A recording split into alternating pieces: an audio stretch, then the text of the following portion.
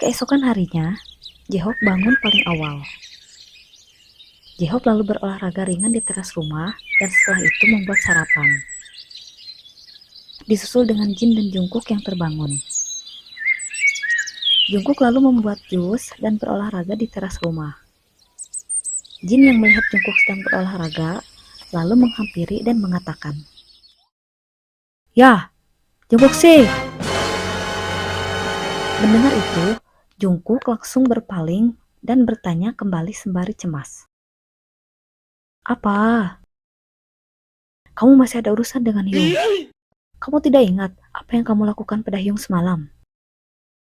Mendengar itu, Jungkook berpura-pura lupa dengan mengatakan, "Aku semalam tidur, Hyung." Lalu, Jin memukul Jungkook dan mengatakan dengan tegas, "Semalam aku bukan takut karena ulahmu ya. Aku hanya kaget." Lalu, Jungkook tertawa dan menantang Jin untuk pergi ke rumah hantu malam nanti. Mendengar itu, Jin terdiam sejenak sambil sedikit cemas. "Hyung berani tidak?" Lalu, Jin menjawab dengan terbata-bata, "Tentu saja aku berani." "Oke Hyung, sampai ketemu nanti malam. Jangan lupa buat tisu untuk berjaga-jaga jika nanti Hyung menangis," jawab Jungkook dengan nada meledek sambil berlari masuk ke dapur untuk sarapan. Mendengar itu, Jin langsung meneriaki Jungkook, "Ya, Jungkook sih!" J-Hope yang sedang menyiapkan sarapan hanya bisa menggelengkan kepala melihat yang tertua dan yang termuda selalu bertengkar. Jungkook lalu masuk ke dapur dan langsung mengambil minuman sambil terengah-engah. Lalu disusul dengan Jin yang datang sambil berlari. Jin duduk di samping J-Hope, sedangkan Jungkook berdiri di samping J-Hope. Jungkook lalu bilang pada J-Hope bahwa nanti malam dia akan pergi ke rumah hantu bersama Jin. Mendengar itu, J-Hope lalu menengok ke arah Jin. "Hyung serius akan pergi ke rumah hantu?"